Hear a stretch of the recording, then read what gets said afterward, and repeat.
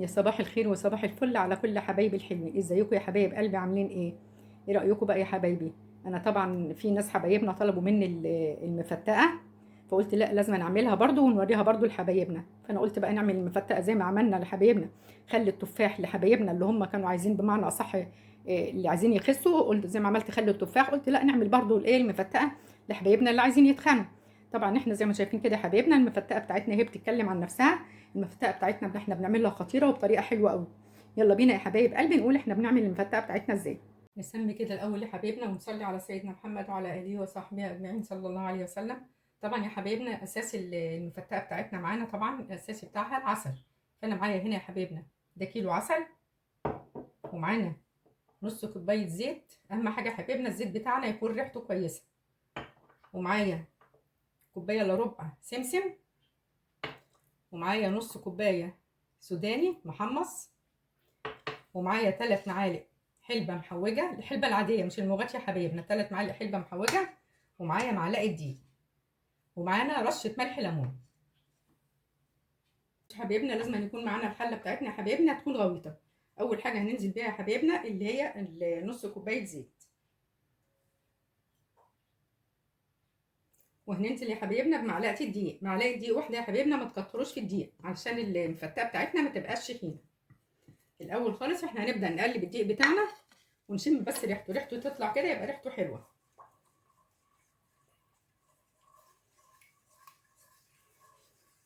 ما تخلوش فيه حاجه مكلكعه يا حبايبنا، لازم الحاجه بتاعتنا تكون ناعمه خالص، يعني تقلبوا في الدقيق ما يبقاش فيه حاجه مكلكعه.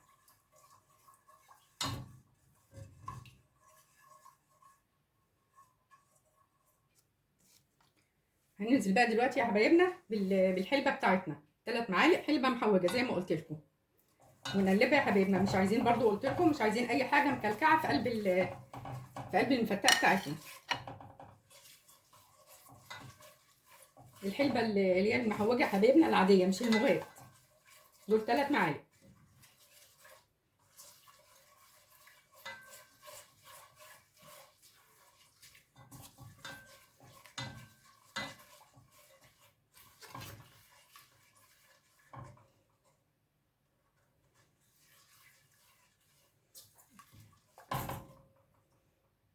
هننزل بقى يا حبايبنا بالنص كوبايه الفول السوداني، الفول السوداني اصلا بتاعنا محمص يا حبايبنا.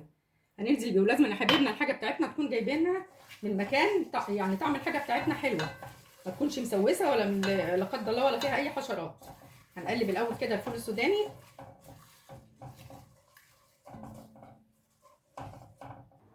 هنزل بقى يا حبايبنا بعد ما اديت تقليبه كده للسوداني بتاعنا، هنزل بالكوبايه الا ربع سمسم.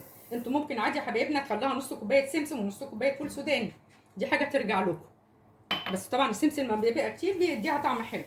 وهنديها برده تقليبه يا حبايبنا.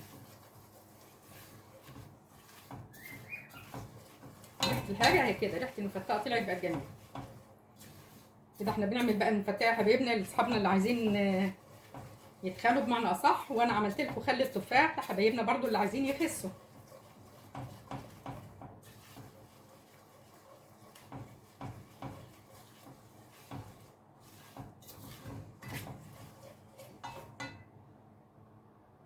بعد ما الحاجه بتاعتنا ريحتها طلعت كده، عايزه اقول لكم الريحه بتاعتها بقت خطيره، يعني اكيد قلبت ريحه العمر. هنزل بقى يا حبايبنا بكيلو العسل بتاعنا، وتكون ساعتها يا حبايبنا موطيين البوتاجاز ما يكونش عالي عشان العسل بتاعنا ما يفرش.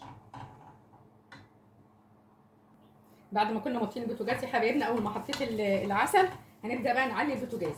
ايديكم في التقليب يا حبايبنا على طول مستمر، عشان طبعا احنا حاطين دقيق وفي حلبه مغات عشان الدقيق بتاعنا ما يكلكعش. هنفضل كده نقلب فيه تقليب مستمر.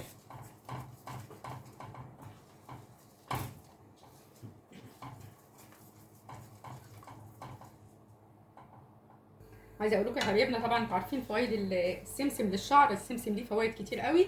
وبرده الحلبه بتاعتنا لمرضى السكر، والسوداني يا حبايبنا العسل طبعا كله حديد، يعني مغذي وحلو قوي لاطفالنا.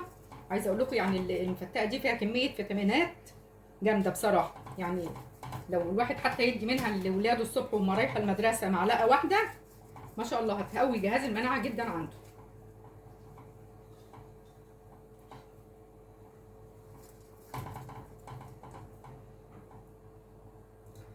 بصوا يا حبايبنا، اول ما هتبدا تغلي معاكم زي ما انتم شايفين كده اهي، هتبدا تغلي معايا. بنخلي البوتاجاز النار بتاعتنا لا عاليه قوي، يعني تخلوها في الوسط، ما تخليهاش عاليه قوي ولا واطيه قوي.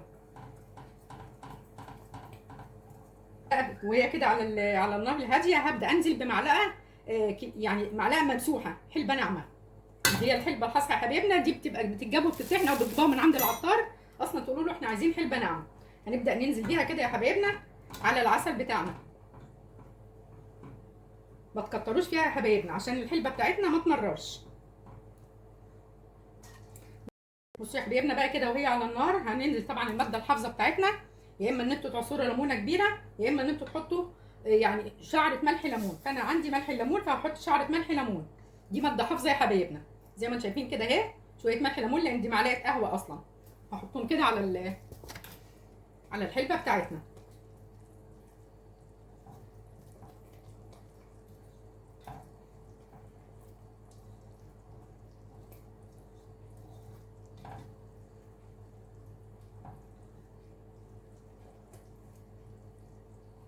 بصوا يا حبايبي انا هاخد دلوقتي بقى حبه صغيرين اعمل لها اختبار على اساس ان احنا ما نسيبهاش لما تتقل مننا قوي. انا معايا طبق هنا هحط فيه شويه كده بس اسيبهم لازم الاول يبردوا.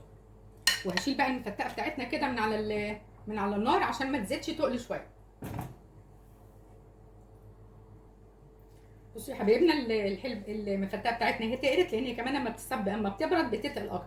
فانا كده خلاص طفيت عليها وهسيبها بقى لما تهدى يا حبايب قلبي. يا حبايبنا المفتقه بتاعتنا هي بدات هديت من السخونيه، ما تسيبهاش قوي يا حبايبنا لما تبرد قوي على اساس ان المفتقه بتاعتنا ما تجمدش مننا. فاحنا هنبدا بقى دلوقتي نعبيها في البرطمان. زي ما انتم شايفين كده المفتقه بتاعتنا طالعه خطيره. بسم الله الرحمن الرحيم.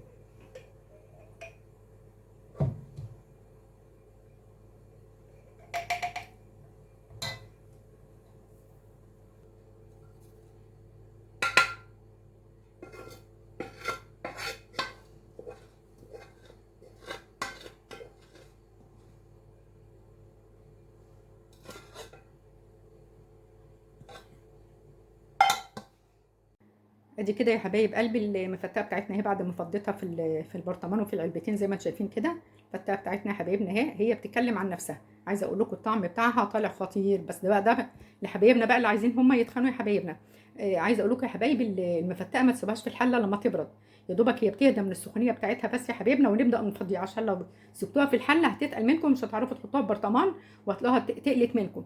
فمجرد ما بتهدى ببدا افضيها. غير كده يا حبايبي بعد ما بتحطوها في العلب او في البرطمانات ما تغطوهاش وهي سخنه، بتسيبوها لما بتبرد خالص ونبدا نغطيها. عشان لو غطيناها وهي سخنه يا حبايبنا هتبدا تعمل بخار على الوش المفتقه والمفتقه بتاعتنا تبوظ. وكمان يا حبايبنا احنا بنحتفظ بالمفتقه بتاعتنا بره الثلاجه، ما بيجرالهاش اي حاجه، بتقعد فتره كبيره زي الفل طالما احنا عاملينها زي ما انا قلت لكم على الطريقه بتاعتنا واتبعتوا الخطوات بتاعتنا اللي احنا عاملينها، بتفضل المفتقه بتاعتنا زي الفل. فزي ما انتم شايفين كده يا حبايبي انا بقى هسيبها لما تبرد وابدا اغطيها. عايزه اقول لكم بقى يا حبايب قلبي لو الفيديو بتاعنا عجبكم ما تنسوناش بقى في الشير واللايك وعلامه الاشتراك.